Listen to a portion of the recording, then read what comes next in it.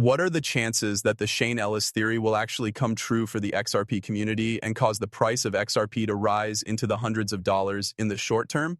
I am going to provide you with a comprehensive update of the current situation, as well as some background information regarding the Shane Ellis theory.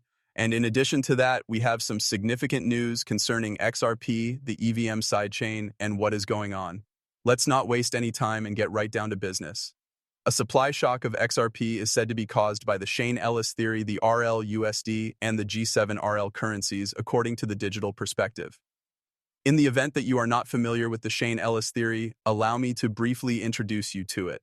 As a result of a sparsely liquid order book on centralized exchanges, which is triggered by a massive market purchase order that sweeps through the sell orders and boosts the price exponentially across venues via arbitrage, the Shane Ellis theory argues that XRP could see a spectacular price spike. This would be the result of arbitrage.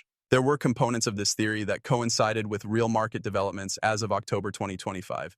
Nevertheless, the high price targets that were claimed were not met. Shane Ellis Theory Corp premised that a large buy order, historically of approximately $39 million on a thinly liquid exchange, could exhaust all lower price sell orders, forcing the last fill price sharply upward and potentially into the hundreds of dollars per XRP arbitrage effect. Once the price of cryptocurrency on the exchange spikes, bots and traders would arbitrage other exchanges upward to match the new price, causing a rapid increase across the market. Order book mechanisms are described. Furthermore, the theory is predicated on the assumption that controlled exchanges have shallow liquidity, which makes the M susceptible to shocks. It does not take into account the fact that new sellers would hurry to make a profit at higher prices, which would reduce the dramatic spikes that occur in the other direction. The cryptocurrency market just recently experienced a large increase in liquidity prices due to the fact that centralized exchanges were not adequately prepared for what occurred. I believe that vulnerabilities on Binance and other big exchanges were exploited by someone, and I believe that they are the ones responsible. We need to be looking at the Binances of the world, the Uphold, and asking them why their infrastructure isn't functioning properly. These are the ones we need to be looking at.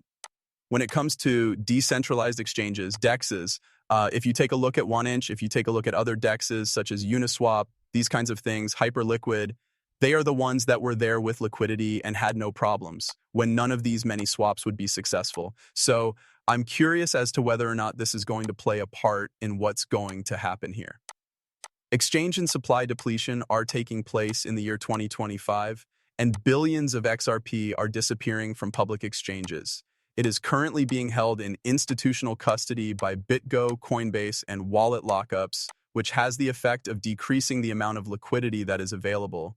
According to Jay Claver, there are fewer than 2 billion XRP now available on exchanges. As far as I can tell, that number has, as a result of the panic selling that we just witnessed in the liquidity crisis, the price has significantly increased. On the other hand, I believe that the order books on exchanges are extremely thin.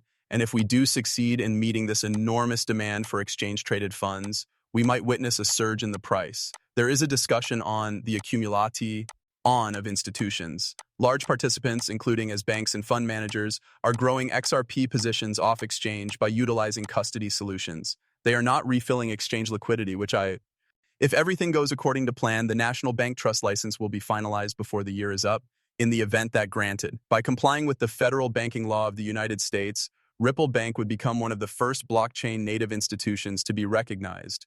Through the acquisition of this license, Ripple would be able to immediately incorporate XRP into regulated financial flows, which would open the door to the possibility of international settlements, tokenized assets, and institutional custody procedures. In addition, I have a belief that the United States government, under the leadership of Donald Trump, has frequently discussed the possibility of implementing blockchain technology in our infrastructure. Blockchain technology is not the same thing as FedNow, which is the payment system that the United States has been working on for the past 10 years. The Federal Reserve is in charge of the settlement process, and banks connect to a consolidated system that is located at the Fed. This would be an entirely unprecedented method. That being said, if the federal government desired to construct a system in a manner that was both speedy and effective, they would have to contract with a private corporation to carry out the task. Are you sure that this is the only private corporation that has connections all over the world, since it is not limited to domestic matters? You must also expand your operations to a global scale, and the technology you use must be reliable and a reliable partner. It is utilized all across the world. In light of this, my thought is as follows. What if Ripple developed a version of RippleNet and then gave it to the government of the United States? Not only could they use XRP for settlement, but they could also construct a US dollar stablecoin through that private organization. This stablecoin would not be considered a digital currency issued by a central bank because it would not originate from the Federal Reserve. Now, there would be a need for legislation and updates and other things of this nature, but this is just a manner that I'm thinking that this might all be written out.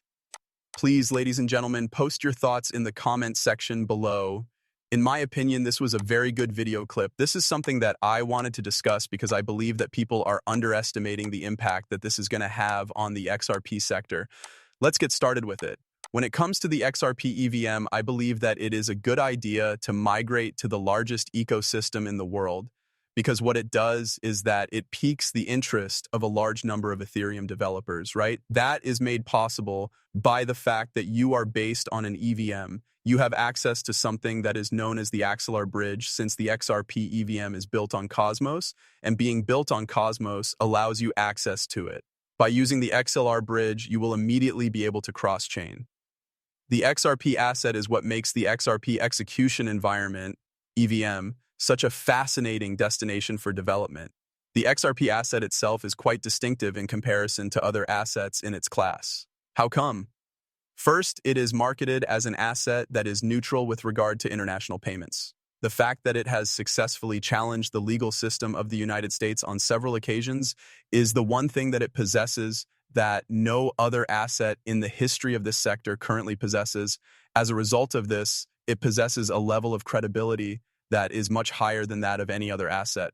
But now that it is available on the most developer-friendly ecosystem in the world, it removes XRP from its island, places it in the ecosystem that is the most developer-friendly, and makes it possible for this asset to grow. Programmability and composability have been added to the XRP asset itself, which means that it may now be utilized in decentralized finance, DeFi. The United States of America is the location where you are discussing adoption. Furthermore, he noted how, over the course of many cases, Ripple and XRP have emerged victorious in every single one of them. What options are available to you at this moment if you are the government of the United States? The United States of America does not currently have any regulations in place. When it comes to assets, XRP is the only one that has actual, judged, and legal clarity. An argument may be made for Bitcoin, but at the moment, nobody is constructing infrastructure based on Bitcoin, right? Do you think they will tell you that we are? It is the future. Now, however, in all likelihood, no financial institutions are embracing it for the purpose of making domestic or international payments or for tokenizing assets. Regarding Bitcoin, it is not being utilized. On the XRP ledger, it is currently being utilized here.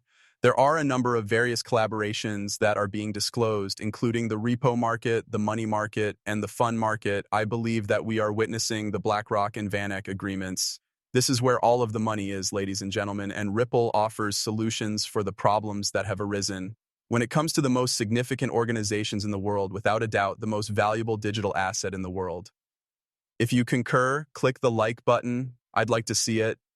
In the event that you all concur that XRP is the most valuable asset, please let me know in the comments section. Approximately 100,000 people are going to like this video. Watch, I'm not serious, I'm just joking. All right, well. Chad Steingraver says, take a look at what has become the most successful XRP futures platform in the world as a result of all the liquidations. The CME. It is, man, let me tell you so. Me thing. I believe that all of these different exchanges, including Binance, BitGid, and Bybit, have a lot to explain about why their systems collapsed in such a terrible way. You could say something like, oh, the market this, the market that, they haven't been testing their infrastructure. Without a doubt, it was a complete and utter failure.